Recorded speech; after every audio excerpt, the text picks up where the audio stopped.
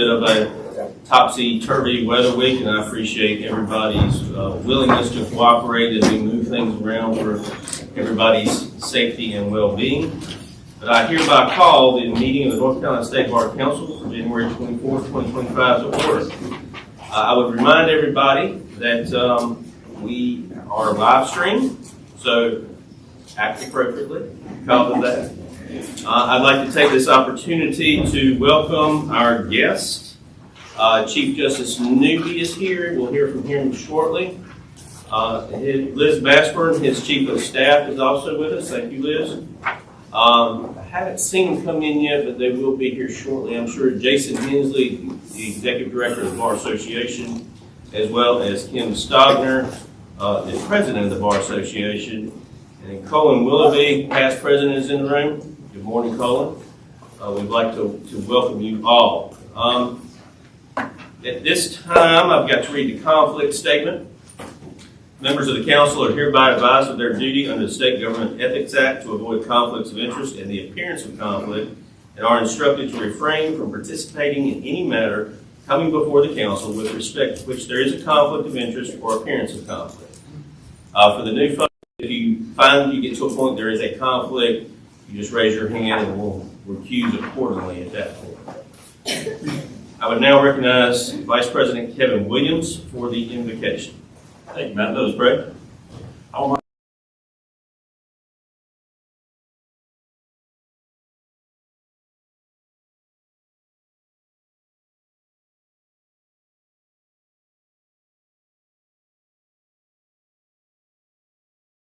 Bar Association.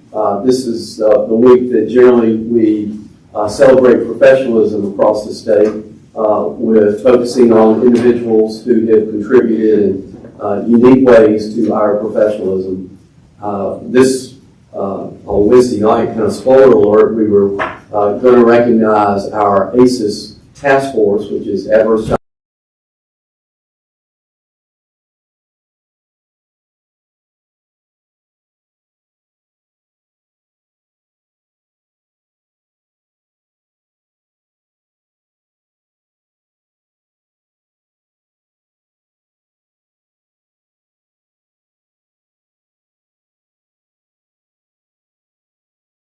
We'll have a phone number. We'll have a phone number they can call. They're going to get a counselor. They'll have the routine counseling sessions, but they can call during emergencies too. So I'm grateful for that innovation. You know, we're just trying, as my friend Alan Head always said, just trying to leave it better than we found it. And anyway, thankfully we're going to have that meeting. I think in April. I think is when the dinner is going to be. So I'm looking forward to honoring those that have been pioneers in the area of ACES. Congratulations to the new state bar counselors. I think there is no higher recognition by your peers than for you to be selected to represent them with this unique organization, as we are a self-regulating profession. The idea of the state bar, when you read our statutory mandate, is to ensure that competent legal services are provided by those who hang out the shingle and practice law. With new attorneys, I always challenge them with this motto: integrity first, service before self, excellence in all that you do. Now, the service before self part is certainly what we all desire, but integrity and excellence are things that are demanded by our profession. That's what folks pay for, that's what they expect. And thank you for the job that you do in helping our profession ensure that when people in the public go to an attorney, that they can be assured at least of those two things. I'll have the privilege in just a moment to administer oath to the new members and the returning members, and I certainly will be honored to do that. For the new members, I have taken the opportunity now 4 times a year to do updates about what's going on in the judicial branch. A little bit of what I've just done with ACES, but looking at other things, sometimes coming to a courthouse near you, e-courts. We have 49 counties that are up and running. We will add to that 13 counties the first week of February, all of eastern and southeastern North Carolina, from Morehead City, Beaufort, all the way down to the South Carolina line, all the way back over toward Robson County, Cumberland County. It'll bring our total up to 62. We're continuing to see incredible successful rollouts because of the leadership. For those of you that represent those counties, here's my message that you take back to your practicing bar. Be patient. It's not the clerk's fault. It's not the DA's fault or the judge's faults, none of theirs. We're learning a new system, and I don't know about y'all, I'm such a dinosaur, but when I update any of my operating systems on my phone, it's like, oh, what have I just done? And two, what happened to the way I used to do it, because I knew how to do that and now I don't. So just be patient. This is an access to justice. It's a move into the 21st century. It allows judges to access files at home, to be able to, some of you have told me, enter orders while you're at meetings like state bar meetings or other places. So I certainly believe that long term we're going to look back and say, how did we ever get along with just a paper system? There are glitches. We're working on them. We have working groups of the district court, superior court, DAs, public defense. We got a practicing bar. We certainly want to know what y'all, those that are using the system or those that will be using the system, we need to hear from y'all about what things need to be fixed. Tyler Technology is the largest provider of these services. They have made a lot of promises. We are to be their poster child because we're using more of their products than anybody else. They're a Fortune 500 company. We meet with them quarterly to tell them what our issues are, so we just need to know about it. We want to make, it's a great document retention system, document storage system, document access system. It's not a good case management system, and we know that, but we're working on that part. So we just need to know if y'all have some ideas. I don't know about you, one of the most frequent phone calls I get is, hey, I just got my jury summons, how do I get off jury duty? My response to that is, well, let's talk about it a minute. Guess how many countries in the world have juries instead of judges deciding cases? That'd be 10%. 10% of the world have juries. 90% have judges. Guess where the corruption is? It's in the 90% with the judges. Aren't we glad to have a system where we, the people, get to make those decisions? By that point, they hung up. They don't want to hear anything else. To make it just a little bit easier, we now are paying jurors with same-day gift cards. So instead of having to wait for months and then get their $10 check or whatever it is, and go, what in the world was this? It doesn't even pay for parking. We were giving them debit cards, okay? That the jurors are then able to immediately utilize that cash.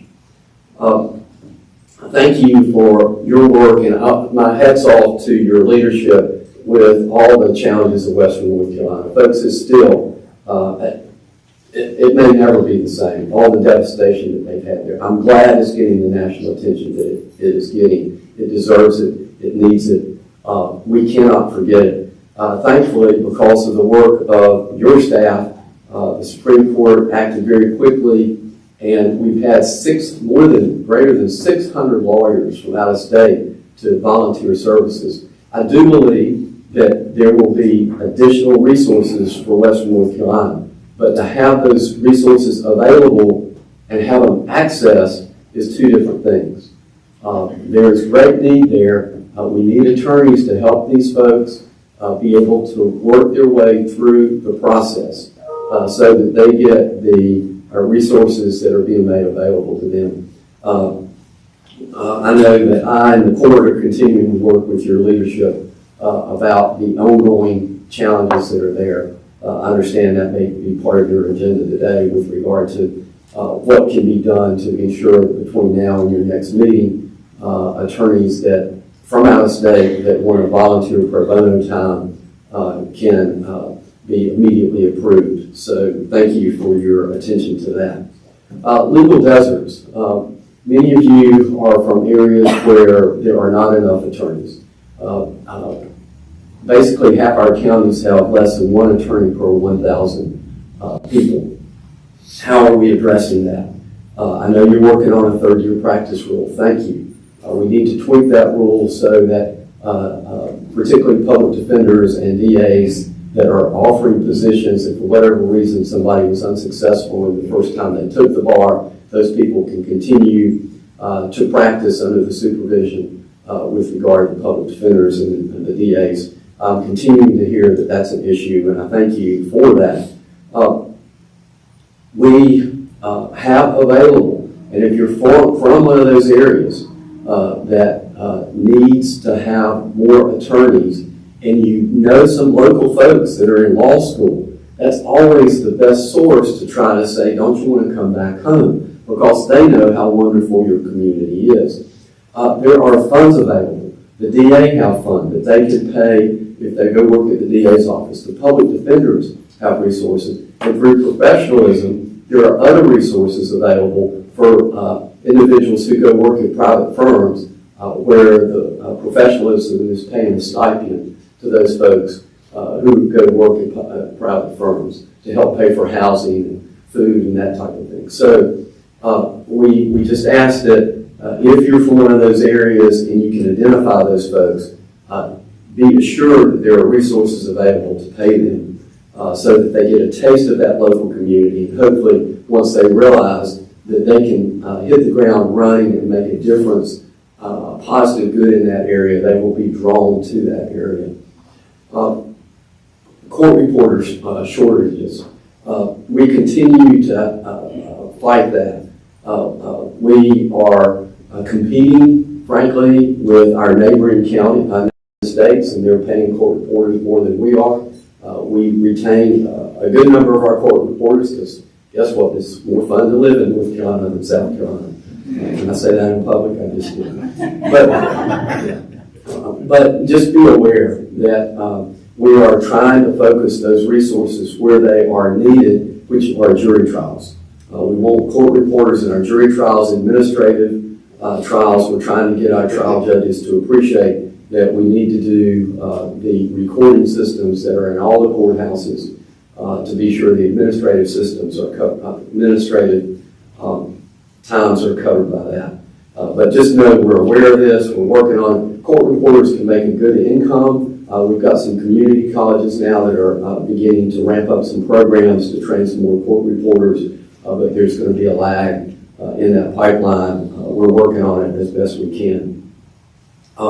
Thank you to your leadership, Todd Brown in particular, from last year where he focused on civic education and the mock trial program. Because of that focus, the number of participants is up a third, 33% statewide. These are high school students who are getting the best immersed training in our legal system.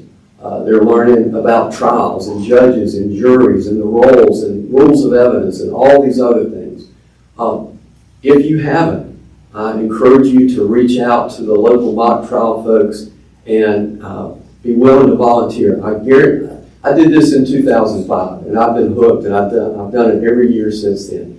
If you spend just one 2-3 hour block, whatever it is, on a Saturday at one of these regional mock trial competitions, you will be hooked. You will just marvel, one, at the ability of these kids.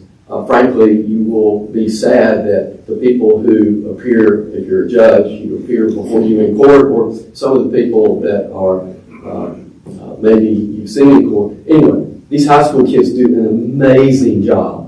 I'm always so encouraged when I see them and their understanding of our legal system, of evidence and the rules of evidence, and how to make an objection, and how not to argue with the judge once a decision has been made, and how to move on, how to adjust once that decision's been made.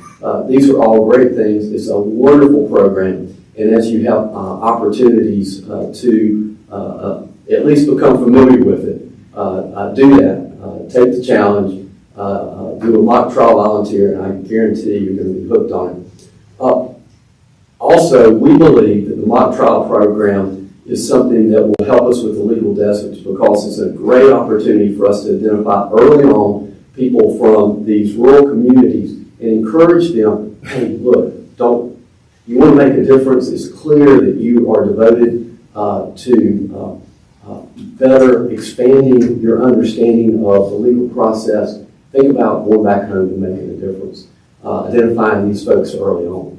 So I encourage you to do that. Along those lines, this is the 250th anniversary of the MECDEC. State flag, top yellow ribbon, May 20, 1775. You can't see it, you'll have to take my word for it.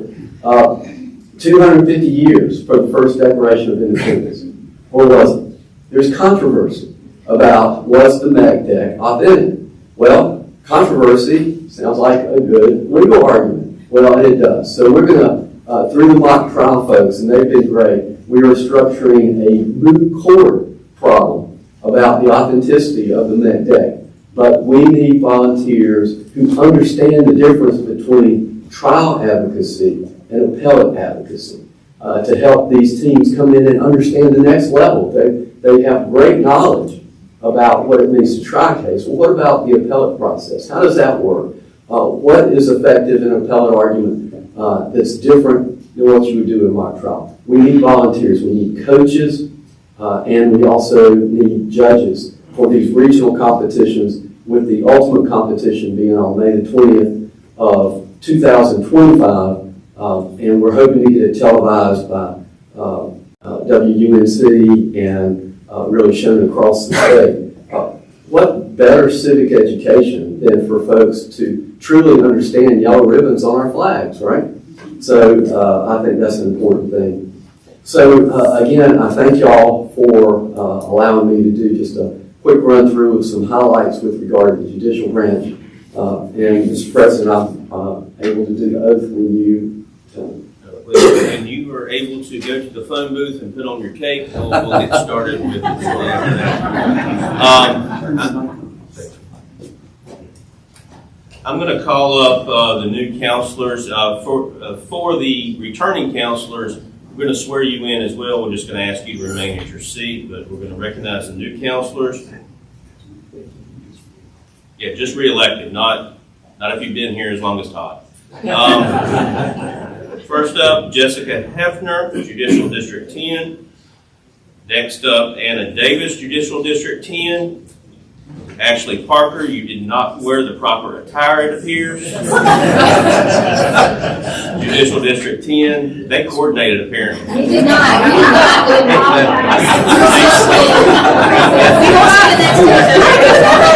You stand over there. I'm going to stand. Stacey Cordes, Judicial District 26. Nancy Norelli, Judicial District 26.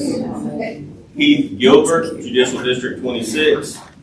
Hunt Wynn of Judicial District 30 could not be here. Sean Fraley, Judicial District 33. Crawford Cleveland III, Judicial District 35.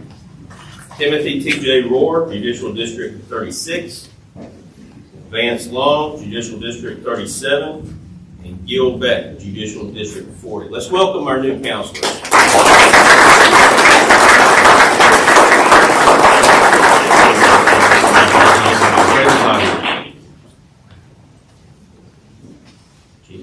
We're going to have folks that were... Oh, yes. Thank you. If you were re-elected this past fall, please stand.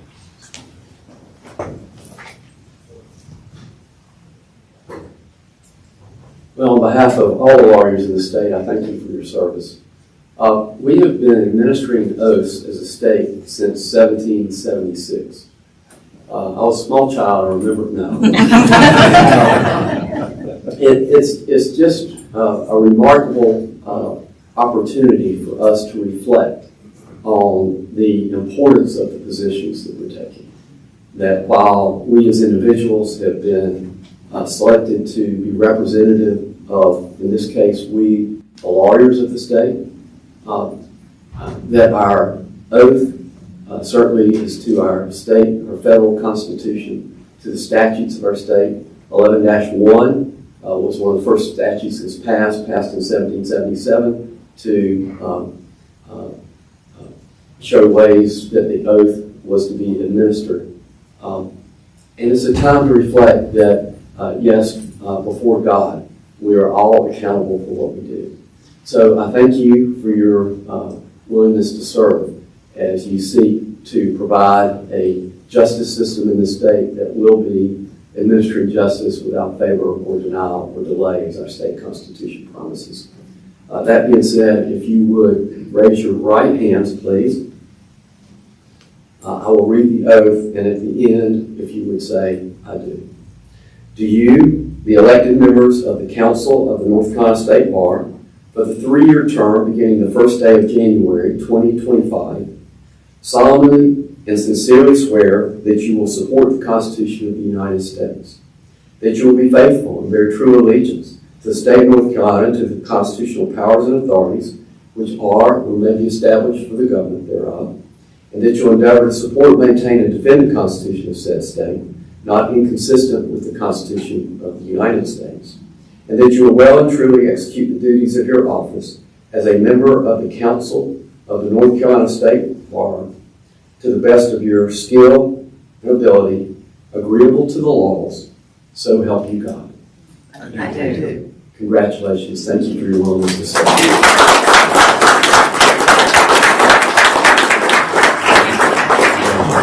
You can go back to your seat. The safety set. Counselor Ann Davis, you need to remain up here, please. If y'all were here in October, you know how much I talked about friends and family, and so I'm trying to initiate the new counselors. Today is Anna's birthday. So, if you will, somebody with a better voice than me start singing happy birthday. Happy birthday to you. Happy birthday to you. Happy birthday, dear Anna. Happy birthday to you.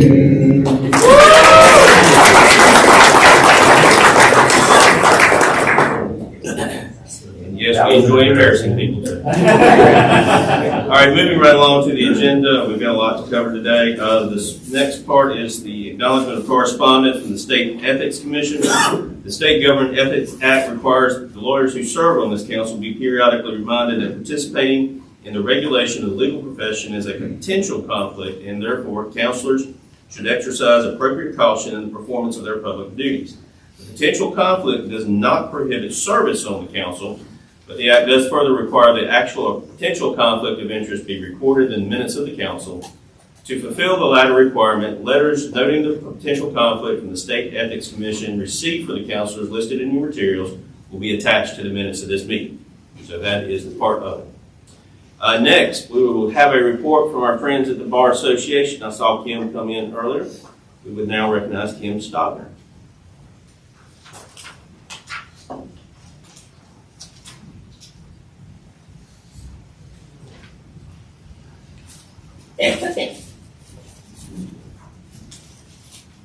Good morning.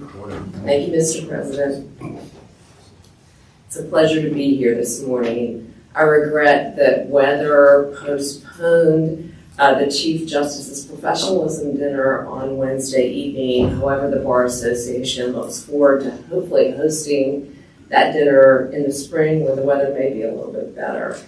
The Bar Association Board of Governors and our foundation board met yesterday, and we heard a report on the ongoing disaster legal services response to Tropical Storm Helene.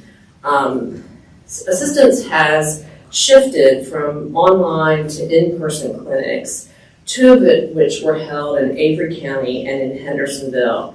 The Young Lawyers Division has excelled in recruiting and training volunteers, and the Paralegal Division has provided great assistance in pairing up clients with volunteers. Additional pro bono and public services activities have been planned. We have upcoming clinics in Mitchell County on January 29th, Black Mountain on January 31st, Henderson County February 1st.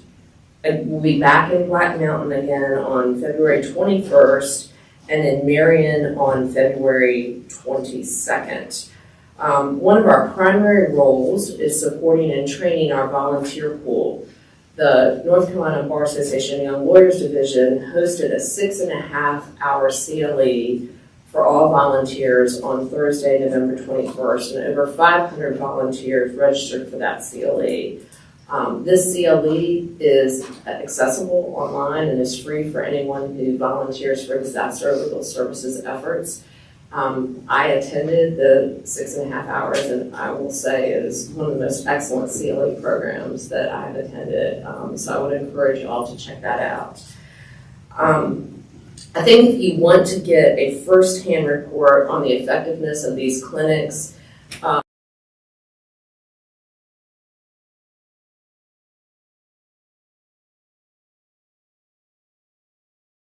part for this work and has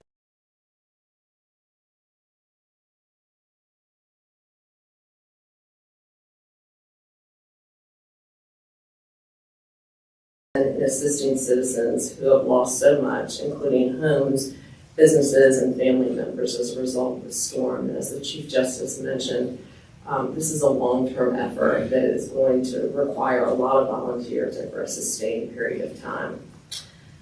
We have our For All Lawyers on Call volunteer service effort coming up on March 4th, where lawyers across the state take calls from the public on various legal issues. We're looking forward to hosting that. And then our Open Door Fund, which we established really a couple years ago now, in part to fund our Open Door Fellowship with a goal of raising $1 million. We announced at our Board of Governors meeting that we are nearing that $1 million mark. We are now at $930,000, so we're encouraged about that. And we are taking applications currently for our upcoming Open Door Fellowship. Last night we hosted our law student networking reception, and we had some of our friends from the state bar in attendance, which was wonderful. That is always such an encouraging time to greet law students from the area. They get to understand better how important it is to establish a network early on in their career and have the opportunity to talk with many practicing lawyers. It was a lot of energy. Thank you so much for your time, and appreciate the opportunity to meet with you all today. Thank you, Kim.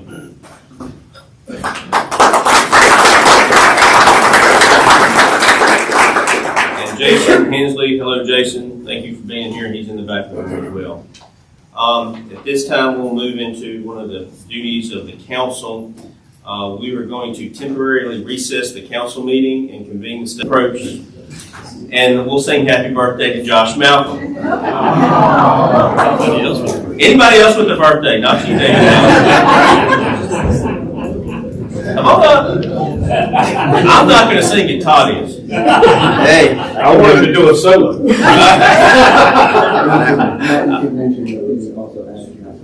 Oh, Catherine Jean, is she in here? She was clever enough not to. Right. And I was told what birthday it was for her, but Mama taught me not to bring that kind of stuff up in public, so I'm not. So, happy birthday, Josh, and a 1, and a 2, and a 3. Happy birthday to you. Happy birthday to you. Happy birthday, dear Josh. Happy birthday to you.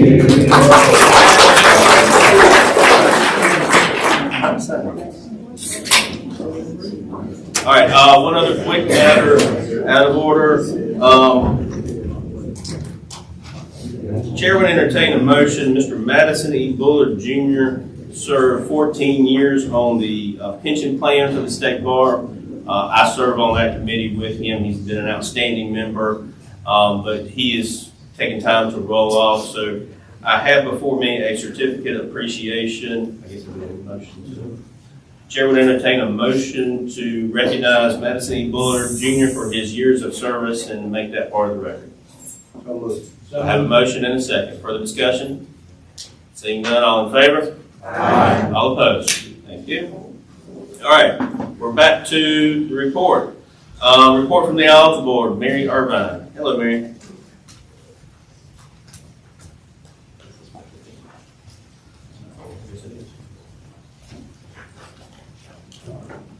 Good morning. Thank you, President Smith. Good to see all of you, members of the State Bar Council. I serve as the Executive Director of the North Carolina Interest on Lawyers Trust Accounts Program, commonly referred to as NCI-ULTA, which is a program of the State Bar that partners with lawyers, banks, and nonprofit organizations to support access to justice by providing high-quality legal assistance for those who otherwise would go without the support of an attorney.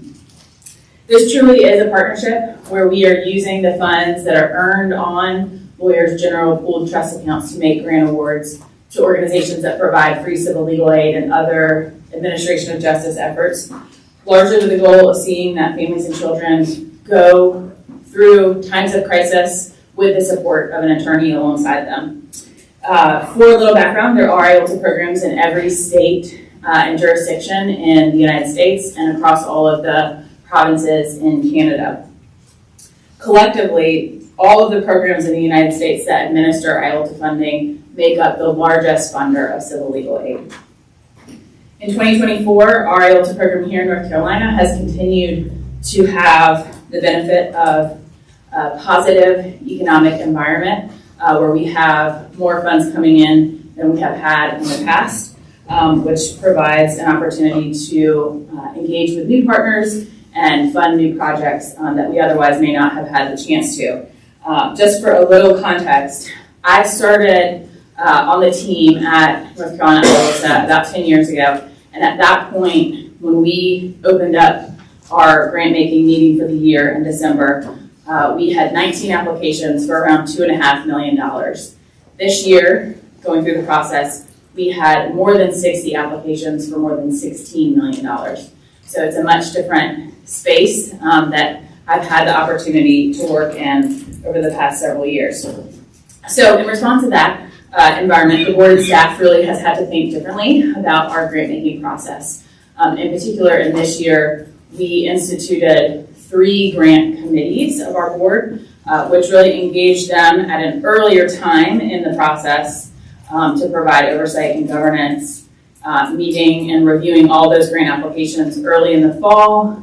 Staff then had direction and maybe some more clarity about what we needed to do between then and the grant-making meeting in December. At that meeting, we did finalize grant awards, over $12 million going out in 50 grants to 36 different organizations across the state. Many of these are long-term partners, organizations that many of you all know of, but we also are excited to be working with some new organizations that are pursuing some new projects. The majority of this funding does support free civil legal services for folks that otherwise really don't have the funds to be able to hire an attorney. An additional $1 million is supporting efforts that engage pro bono attorneys. So this is funds that go to the nonprofit organizations to help pay their staff teams and other costs that they have to be able to work with volunteer lawyers to provide pro bono opportunities. And then around another $800,000, which is supporting other administration of justice efforts.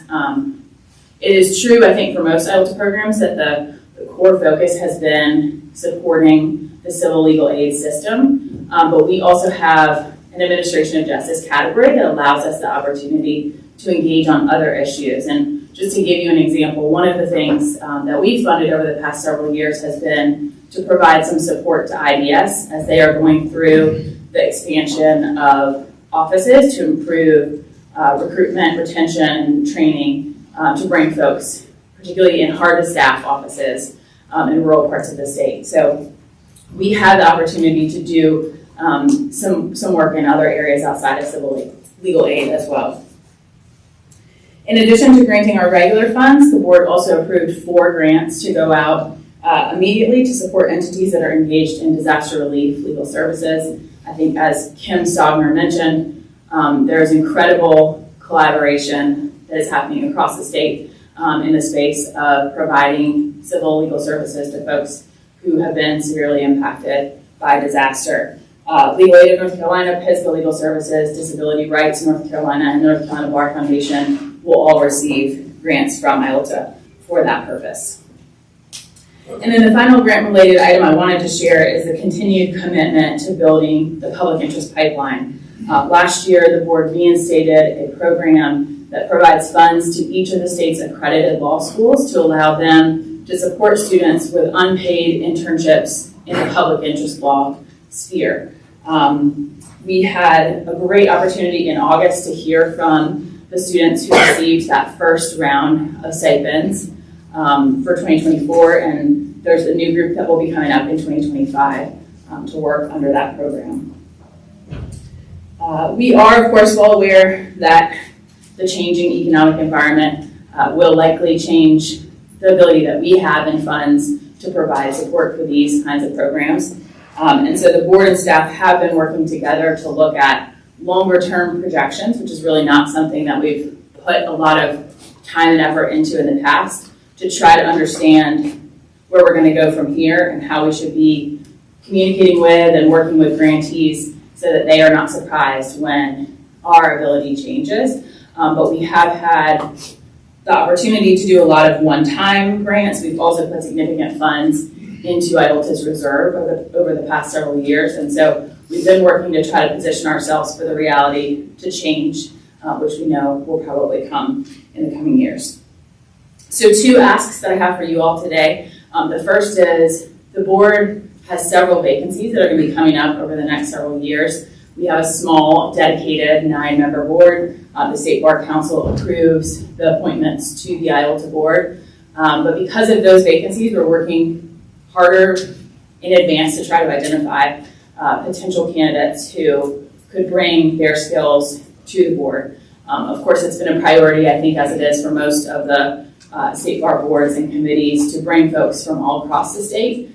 In particular, we've also looked at trying to have a board that is reflective of the communities that are served, and then also bringing on folks that have skills in grant making and banking and communications. So we have a nomination form I would love for you all to think about, folks from your area that are committed to access to justice and that would be potentially strong candidates for our board. And then the second ask is, to the extent that you all are in a rural community, particularly in the public interest sphere, I think as Chief Justice Newby mentioned earlier, there are internships and stipends that are available, both through the Commission on Professionalism, but also through ILTA. And so now is a great time to connect with law school career staff who are going to be looking to help students who are moving into those unpaid internships over the summer with some support funding from ILTA. So if you want to make a connection with me or with one of the law schools around that, we would love to see even more students that are in rural areas that may not have gotten grant stipend.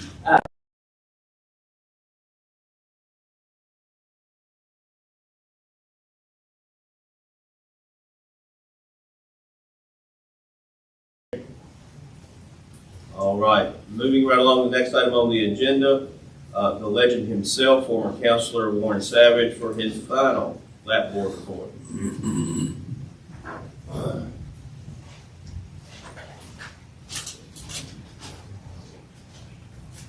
Thank you, Matt. Yes, this is my final lap report. I'll be, I've been a chair for 2 years. It's been the best, one of the best experiences I've had on this board, on this council, and it's probably the most important thing that I've been involved in. Obviously, I've never been involved in grievance, but it's certainly the most important thing I've done, I feel, while on the council. I will tell you, I believe that the folks coming in, you'll be voting on our my replacement and a new chair coming up. They're going to be fantastic. And I won't spoil the surprise. Y'all can hear that during the appointments report. There will be others coming on that are fantastic.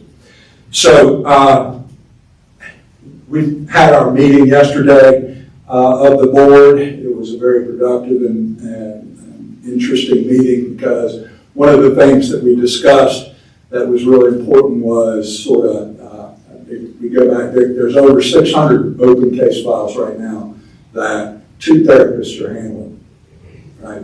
And the rest of the organization are handling that staff. And it's, of those 600, at least 400 are active at any given time and involve a lot of work. 40 new ones were just opened in the last quarter.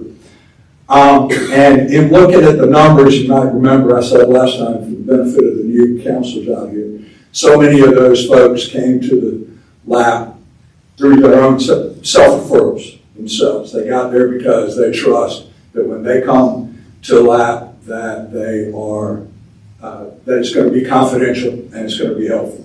And that confidentiality is very important to them. We talked yesterday that of the ones that aren't necessarily, quote, self-referrals, 90+% of those are voluntary. So even though they may have come because a family member or a law firm or somebody else may have referred them, they still have to be voluntary participants in that program. And that, once again, is so important to them that they've got that confidentiality and understand that anything to do with lab is going to be confidential. That was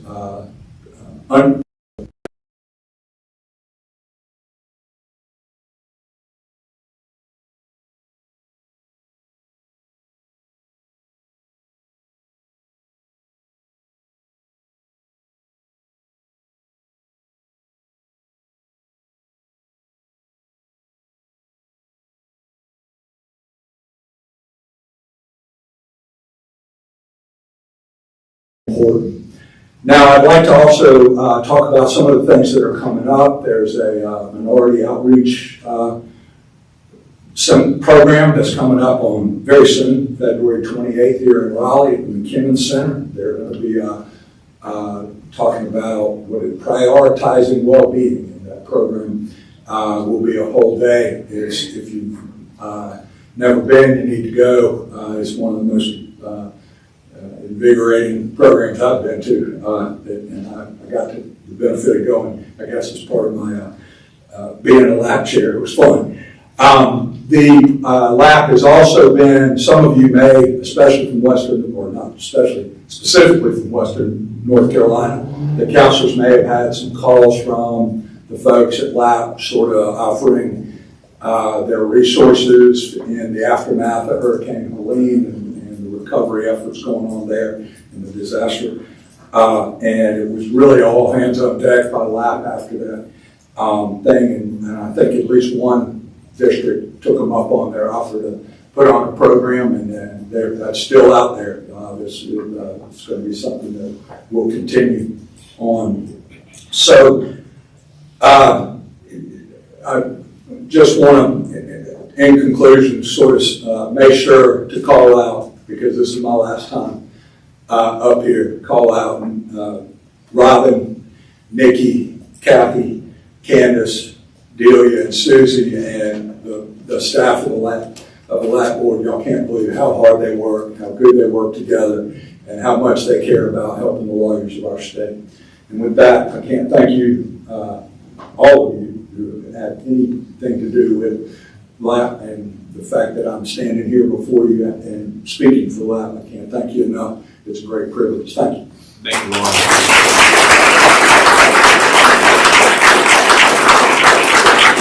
I can't emphasize what Warren said. LAP, especially after Helene, LAP stepped up and really did some just great and outstanding work. So thank you on behalf of the state board. Next up is Carmen Boehner for the report of council. I'm going to ask her to try to limit her remarks from her normal lengthy report. I'll skip saying good morning. The report of the activities of the Office of Counsel during the preceding quarter is in your materials. I'd be happy to answer any questions. Thank you, Carmen. Thank you. We will now move on to the Executive Committee. The first item is the approval of the council meeting minutes. The Executive Committee recommends the approval of the proposed minutes of the council meeting on November 1, 2024. Since that is coming from a committee, it does not require a second. Any discussion? Seeing none, all in favor? Aye. All opposed? Any chair, the ayes have it. We will now hear the report of the Finance and Audit Committee. I call on President-elect Fry to give the report. Thank you. Upon the recommendations of the Finance and Audit Committee, there are 4 motions that are being brought from the Executive Committee. Motion number 1 is to approve the fourth quarter 2024 financial statements.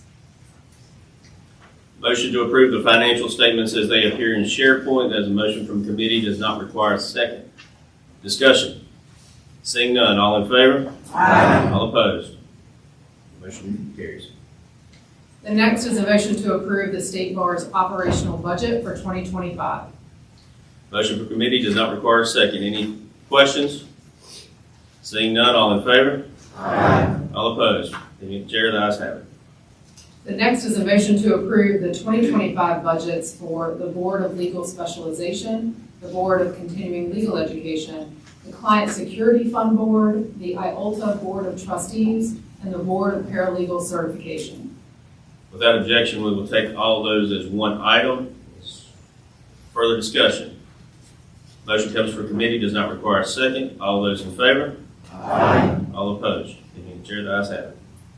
And finally, a motion to approve a proposed amendments to the fiscal and operating policy of the State Bar to permit the executive director to name a designee to assist in the approval of expense reimbursements and authorize the associate director to sign checks. There's a motion from committee. Any questions? Seeing none, all in favor? Aye. All opposed? Any chair, the ayes have it. Next item, Appointments Committee. Catherine? Yes, upon the recommendations of the Appointments Advisory Committee, and these are the motions of the Executive Committee. And without objection, I'm going to do the first 3 all at one time. They are related to the LAP Board. We have 3 appointments. Yes, go I ahead. have a conflict, need to step up. You can stay in the room for this one, just don't vote. Okay, thank you. We have 3 appointments for the LAP Board, each for a 3-year term. Warren Savage is sadly not eligible for reappointment. The Executive Committee recommends the appointment of Counselor James Vanoy for a 3-year term. Clinician Mike McGuire is not eligible for reappointment, and the committee recommends the appointment of Chris Budnick for a 3-year term. And LAP volunteer Anthony Flanagan is eligible for reappointment, and the committee recommends that he be reappointed for a 3-year term. And as stated, without objection, we will consider the 3 of these in one motion. As motion from committee does not require a second. Is there further discussion? Seeing none, all those in favor say aye. Aye. All those opposed? And the chair, the ayes have it. The LAP Board Chair and Vice Chair are appointed annually. Warren Savage, the Chair, is not eligible for reappointment. Crawford Cleveland, Vice Chair, is eligible for reappointment. The committee recommends the appointment of Counselor Takia Lewis Blaylock as Chair, and the reappointment of newly elected Counselor Crawford Cleveland as Vice Chair. Mr. Cleveland's recusal is noted for the record. Without objection, we will consider all these at the same time. As motion from committee does not require a second. Further discussion? Seeing none, all those in favor? Aye. All those opposed? And the chair, the ayes have it. And finally, we have 1 appointment for the North Carolina State Bar Foundation Board, a 4-year term. M. Keith Kapp is eligible for reappointment, and the committee recommends that he be reappointed. As a recommendation of the executive committee, no second is required. Further discussion? Seeing none, all those in favor signify by saying aye. Aye. All those opposed? And the chair, the ayes have it. Please keep in mind, folks, we have, I believe, 3 or 4 DHC appointments. 4 DHC appointments coming up in April. Go to the website, look at that. If you have somebody in your district, we are always looking for folks in different areas of the law in different parts of the state. So please look at that before the April meeting. There's an interest form on the website too, if you need to get that. Next, we're going to move into the proposed rule amendments. The following proposed rule amendments were published for comment after the October 2024 annual meeting. No adverse comments were received. Absent any objection, we'll try to consider all these at one time. CLE Rule .1523, credit for non-traditional programs and activities. DHC Rule .0108, chairperson of the hearing commission, powers and duties.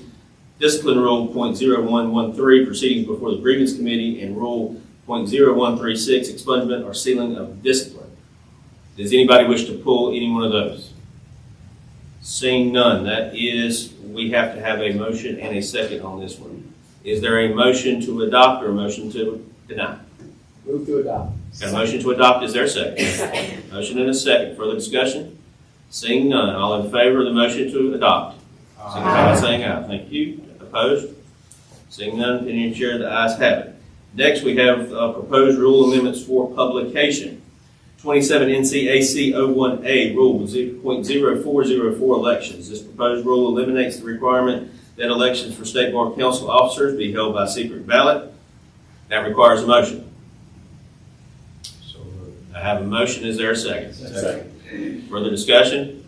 Seeing none, all in favor signify by saying aye. Aye. All opposed? Opinion of the chair, the ayes have it.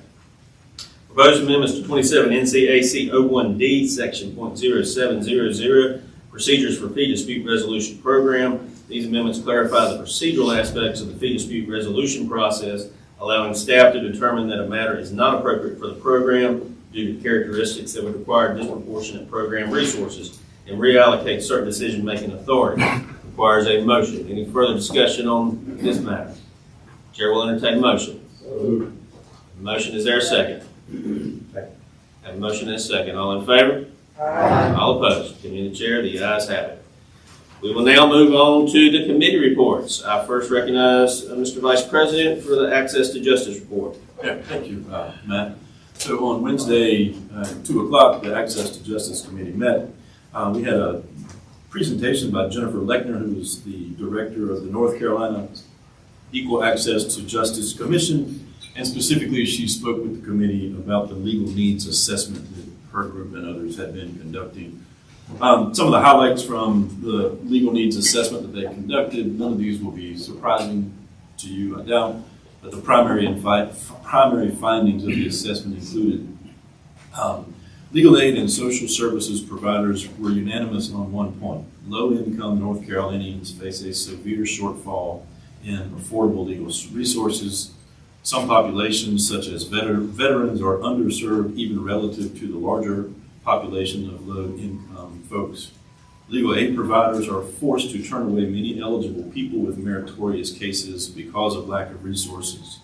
Family law, immigration, and housing are the largest areas of needs, and significant barriers make it difficult for low-income people to gain access to better legal services. 91.2% of the clients named cost as a barrier. So we had a good discussion. Obviously, this comes on the heels of some of our recent discussions about legal deserts or legal oases. We then had a discussion with Judge Parker explained something called the Wake County Legal Support Center, and which is a program that they've implemented here in Wake County and how that might be replicated in other jurisdictions or counties across the state. So we look forward to additional lively discussions. We spent a lot of, as I said to the executive committee yesterday, we spent a lot of time talking about the problem, identifying the problem right now. I think there's some anxiousness for us to figure out some solutions or at least start moving the needle in the right direction. So that's my report, no action items.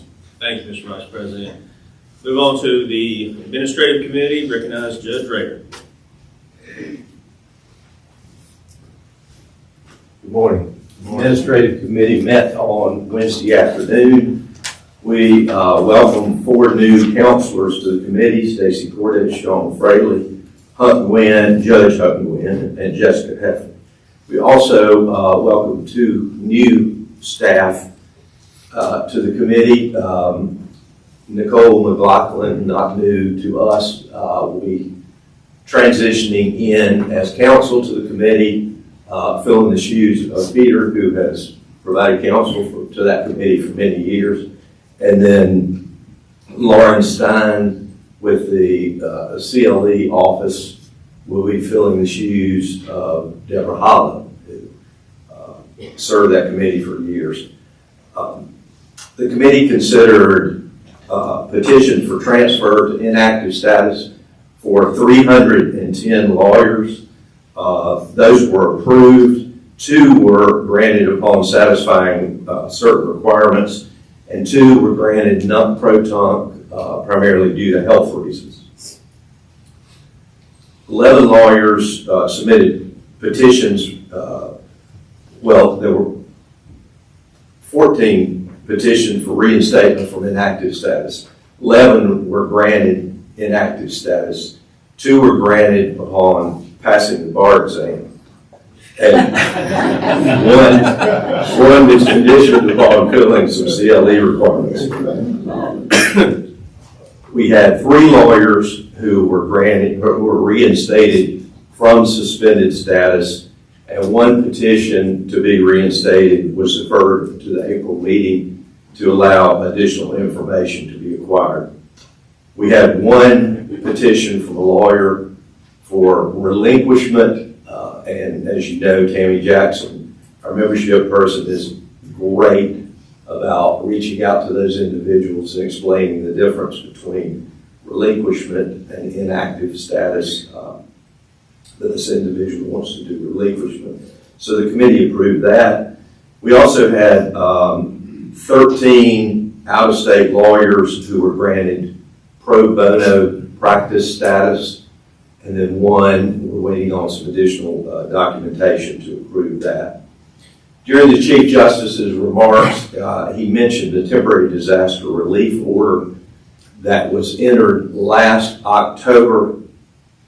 This authorized out-of-state lawyers to register and provide pro bono legal services to low-income individuals in the counties that were subject to the Helene disaster. That order is set to expire January 25th, tomorrow. So if you are an out-of-state lawyer who is providing legal services pursuant to that order, and you do not, you would have to file a petition for pro bono practice by an out-of-state lawyer status. If you did not do that and have that petition filed, really by now, there would be a gap in service because they would not be considered till the April meeting. So to prevent any gap and delays in service, the committee voted to recommend that the council grant to the executive director of the state bar the authority to grant or deny any petitions filed for pro bono practice by out-of-state lawyer that are filed between now and the April 2025 meeting. And that, of course, would be subject to ratification by the administrative committee and then the full council in April. Finally, suspension orders. 92 lawyers were approved for issuance of suspension orders. Most of these are for failure to comply with CLE requirements. If you look in your materials at the end of the administrative committee report on page 11, that list of individuals appears. As customary, if you see names in your district, we ask that you reach out to those individuals and encourage them to contact Kelly Beck with the State Bar Office to rectify that. All right, that is the report of the administrative committee. We've asked for approval by We need approval of this, and keep in mind this encompasses the suspension orders, but more specifically included in this report is authorization for the executive director to approve or deny those pro bono petitions that Judge Rader mentioned with regard to the western part of the state. We believe this is the best fix for that. So that is the report. Keep in mind that is the entire, that encompasses all those matters. Since that is a motion from a committee, it does not require a second. Further discussion? Seeing none, all those in favor signify by saying aye. Aye. All those opposed? Opinion of the chair, ayes have it. Now recognize Mr. Michael Neese for a report of the Authorized Practice Committee. Good morning. Thank you, Mr. President. I am standing in for Judge Lewis Blaylock. Authorized practice met on Wednesday, January the 22nd. The minutes are in the council materials. The committee reviewed 5 complaints regarding the unauthorized practice of law. The committee dismissed 4 matters. The committee voted to authorize council to seek an injunction in 1 matter, that being 24 AP 0029 against a Mr. Eric Olson. Pursuant to 27 NCAC, Chapter 1B, Section .0208A, the Executive Committee voted to adopt the recommendation of the Authorized Practice Committee with respect to Mr. Olson. An update regarding prepaid legal service plans. Council advised the committee that staff received no proposed amendments to existing prepaid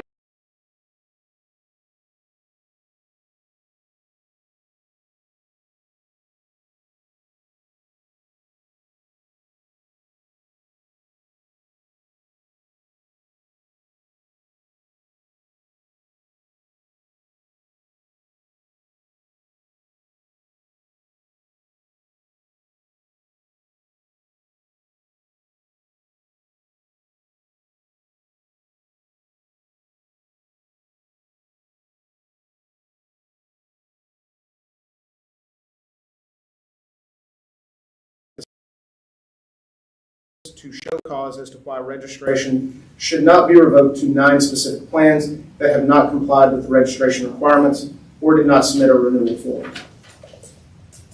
In closed session, council advised the committee on the requested renewal of NC Prepaid Legal Corporation and tabled that discussion until the April meeting. And that would be a report of authorized practice. Thank you, Mr. Neese. Any questions for Mr. Neese? That report does not need to be accepted, but we'll just report that in the minutes. Thank you. Now recognize Judge Dorothy Mitchell for a report of the Ethics Committee. Mr. President, everyone. Good morning, everyone, and welcome to all our new counselors and members. Trust me, you'll have a really good time serving on council. All right, so the committee on yesterday.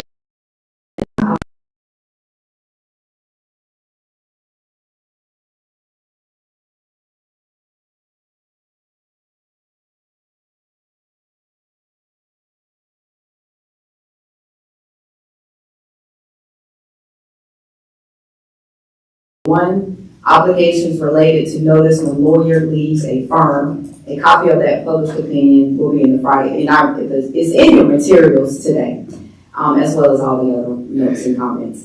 There are 2 action items for the council this morning, and we are recommending the adoption of proposed 2024 FEO3, which is fee agreement requiring payment of estate planning lawyers' future legal fees. Let me take these one at a time. Let's take one at a time. Okay. So we are recommending the adoption of that proposed 2024 FEO3. As a motion from the committee does not require a second, further questions or discussion? Seeing none, all those in favor signify by saying aye. Aye. All those opposed, we'll chair the ayes have it. All right, thank you, sir. We are also recommending the withdrawal of 2005 FEO8, which is URL for firm website, is trade name, and must register with the bar. Basically, what has taken place with this, and the reason why we're recommending this is because that is no longer a requirement. So we don't need that rule anymore, and so we're recommending the withdrawal of that. Thank you. As a motion from committee does not require a second, any questions or discussion? Seeing none, all those in favor signify by saying aye. Aye. All those opposed, committee chair the ayes have it. Thank you very much, and y'all have safe travels back home today. Moving right along, we will now go into the report of the Grievance Committee, recognizing Mr. Gordon Brown.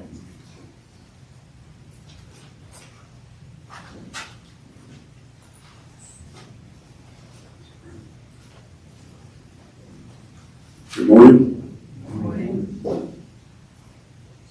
2025 goals. Multiple. Primary goal is to continue the progress with the backlog. I've been on the job 24 days. I discovered, though, that my predecessors in grievance, President Matt and Vice President Kevin, have been working quietly with the Office of Counsel to streamline the processes.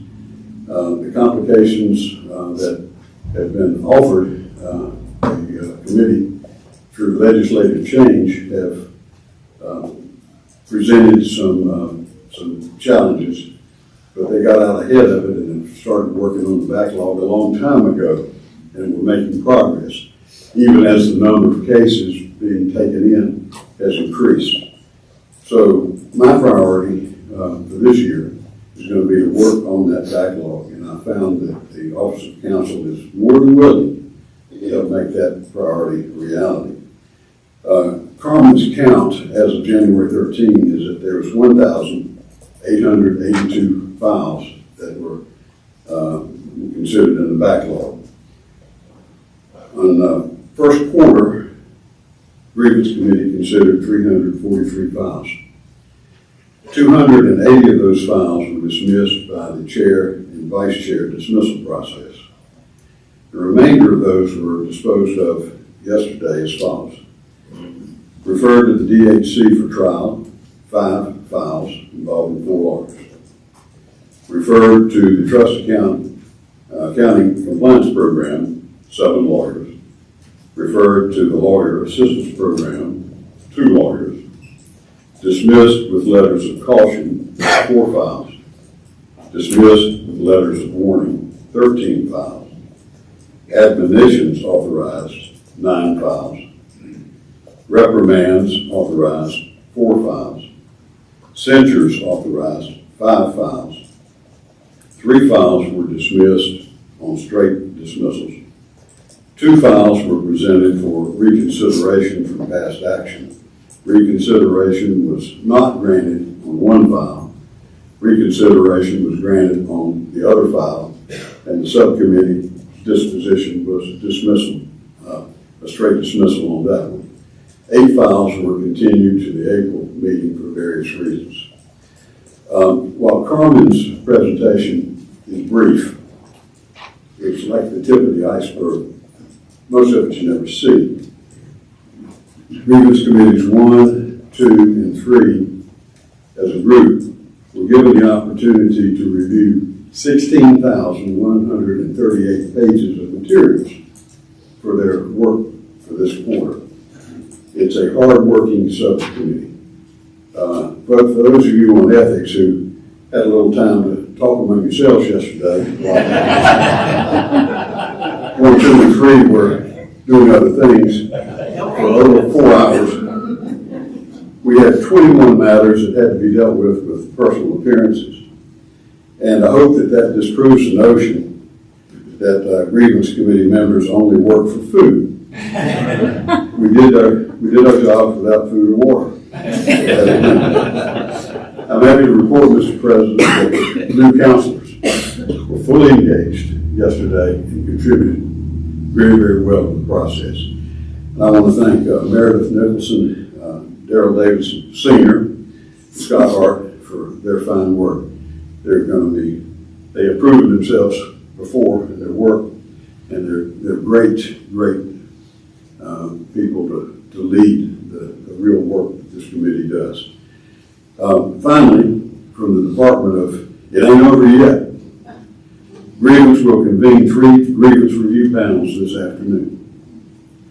It'll commence pretty much as this meeting adjourns. The panel will consist of myself, by edict of General Assembly, and we have a strange thing because the vice chairs are conflicted out for this particular round, but we have designated Judge Rader and Judge Cobb to come in and fill those positions. Joshua Malcolm, birthday boy, is filling another one, and our public member, Damon Sales, is also designated for that panel. So we'll resume the work of the committee almost immediately. That's the report of Grievance Committee. Any questions?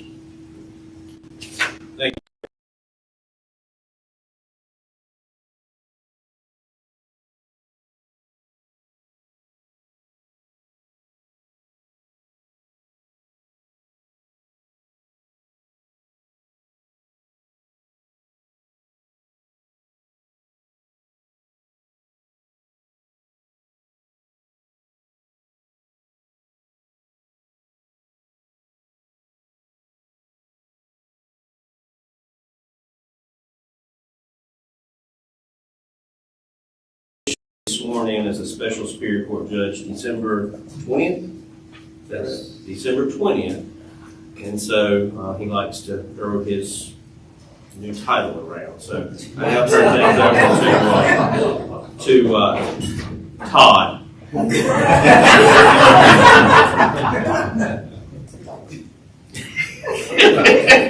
Thank you, President Smith. So I'll be brief. The Issues Committee met on Wednesday afternoon and did its usual good work.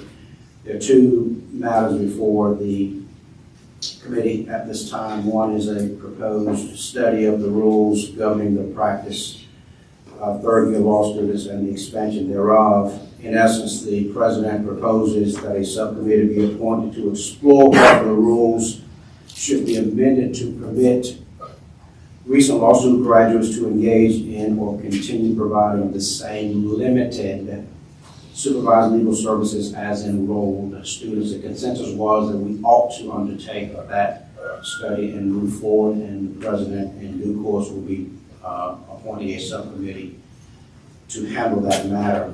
The second matter, and all of these materials are in your on SharePoint. The second matter was a proposed study on the relationship between the Publications Editorial Board and this Communications Committee.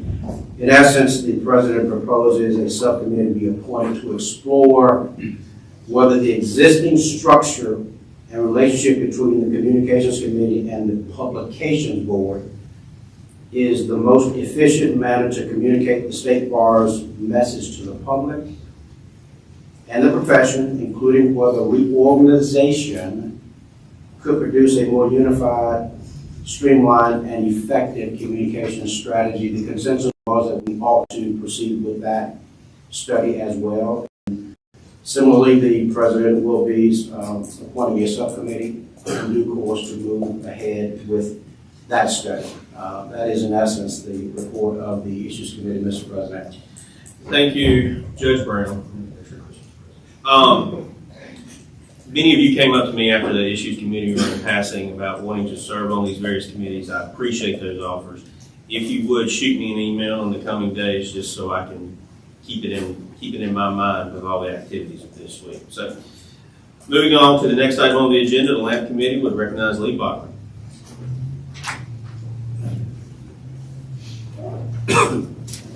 Thank you, Judge Brown, for going before me so he couldn't use that word for me. I was afraid what he was going to call me when he first started with the H word. The Legal Assistance for Military Personnel met yesterday afternoon at 2 o'clock. Our big issue was we had a CLE on November 8th, and I want to thank North Carolina Central Law School for being the sponsor of that. We had over 75 to 100 participants, including lawyers and those in uniform, which is very important.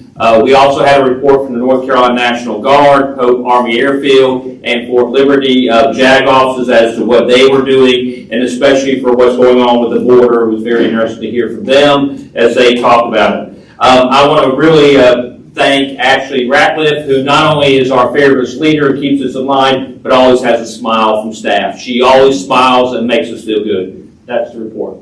Thank you. Thank you. Moving right along, we will now recognize the Distinguished Service Award Committee and recognize Judge Cobb.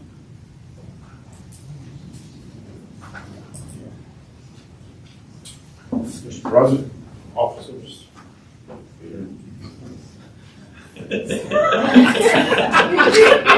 Mr. Director.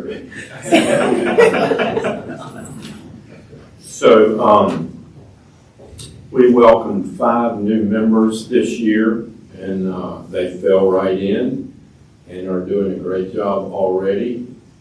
Is Warren, did Warren leave? I think Warren left.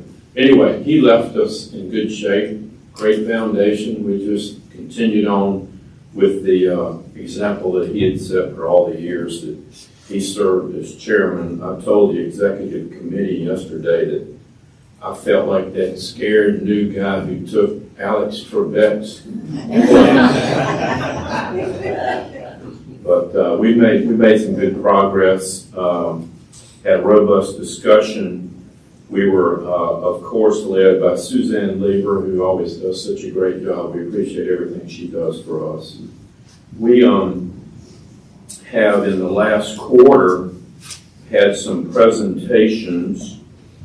We've had 6. David Long had his on November 4th here in the building. Brandy Vickery and Catherine, you did that one. Catherine Fry did. Brandy Vickery, it was held in Goldsboro on November 14th. Matt Smith made the trek down for that and handled that. Patricia Shields was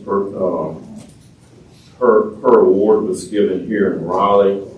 Past President Brown handled that, as I recall. And Don Carroll, his was in Charlotte. Past President Brown handled that as well. Bert Kemp was handled in Greenville as part of the Pitt County Bar's Christmas party, and Matt Smith performed that ceremony. Justice Robert Edmonds retired, had his awarded at the Greensboro Bar Association meeting, and Matt Smith handled that for us. We have 3 pending presentations: Cecil Harrison Jr., John D. Bryson, and Wyatt Stevens. That's a posthumous award, and that's being worked out. We'll inform you when those ceremonies are scheduled. Thank you, Judge Cobb. Do you have a motion? I do. I move at this time, Mr. President, that we go into closed session pursuant to General Statute 143-318.11A2 to prevent the premature disclosure of an honorary degree, scholarship, prize, or similar award. There's a motion. Do we have a second? Second. Motion and second. Further discussion? Seeing none, all those in favor signify by saying aye. Aye. All those opposed? All right, we are now back in open session. Judge Cobb. At this time, I would advise that the Distinguished Service Award Committee is moving with the approval of the Executive Committee that the Council approve the nominations of Candidate A, as we will call the candidate at this time.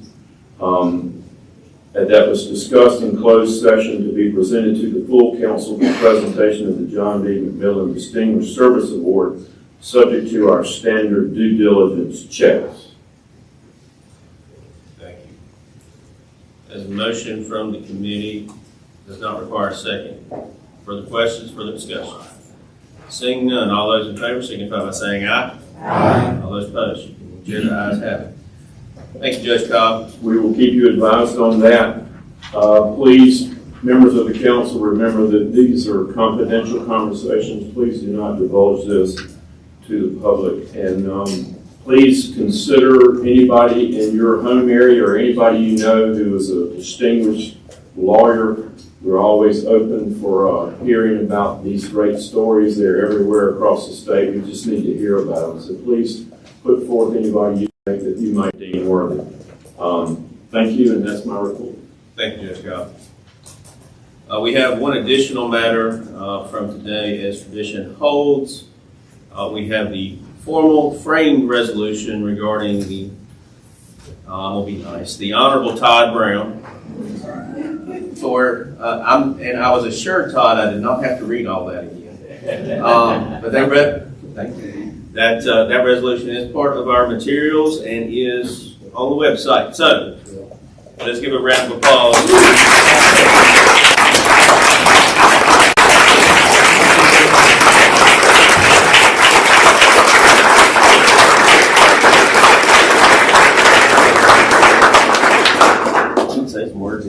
It looks like what you read before, so don't trust this group. AI is great. Thank you all very much. Is there further business to come before the body this afternoon? Again, upon the personal privilege, thank you to all the new counselors. Thank you all again for your patience with regard to the weather. Hopefully we won't have that in April. But always have safe travels home. And the chair will now entertain a motion to adjourn. So moved. Second. Second. Goodbye.